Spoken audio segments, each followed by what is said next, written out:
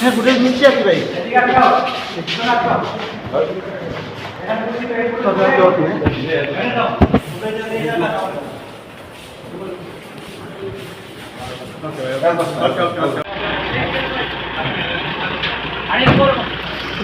নাগান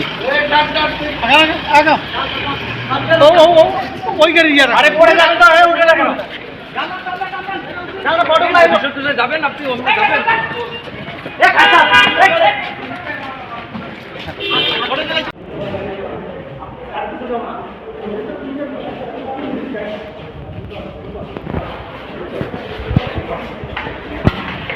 ভাই মোটা নামাও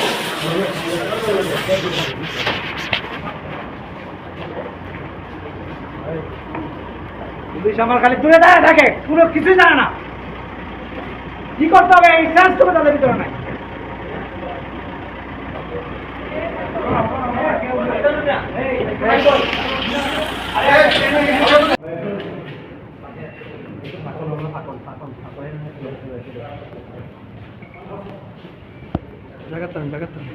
দুর্নীতিবাদ খুনি হাসিনা সহযোগী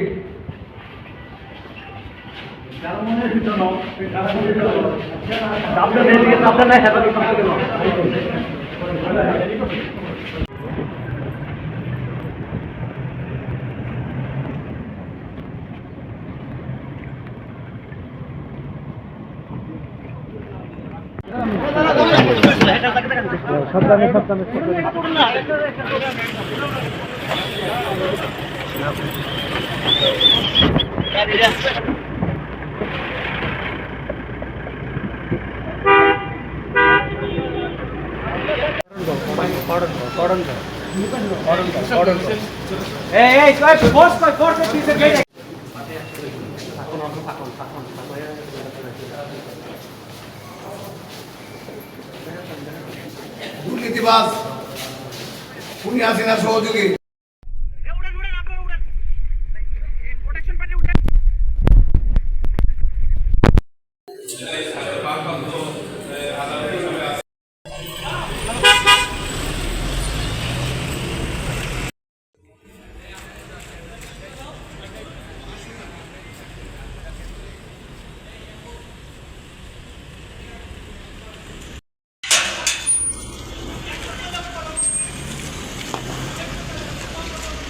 যুবলীগ ছাত্রলীগ এবং পুলিশের সহায়তায় এবং এই মান্নান সাহেব এরা এদের নেতৃত্বে হুকুমে যে নৃশংসভাবে ছাত্র জনতার উপর আক্রমণ করা হয়েছে, গুলি করা হয়েছে, টিয়ারশেল নিক্ষেপ করা হয়েছে, ককটেল নিক্ষেপ করা হয়েছে, এতে শত শত বিএনপি জামাত এবং ছাত্র জনতা আহত হয়েছে, আইনজীবী আহত হয়েছে, আমি নিজেও আহত হয়েছি।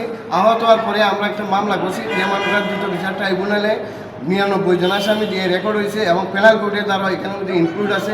আজকে ওই মামলায় মান্নান সাহেবকে গ্রেপ্তার করা হয়েছে। গ্রেপ্তারের পর কোর্টে তাকে প্রডিউস করা হয়েছে। প্রডিউস করার পরে আসামির পক্ষে 2 জন আইনজীবী তার জামিনের প্রার্থনা করছেন এবং তার স্বাস্থ্যর দিক বিবেচনা করে তাকে হসপিটালাইজ করার জন্য প্রার্থনা করছেন।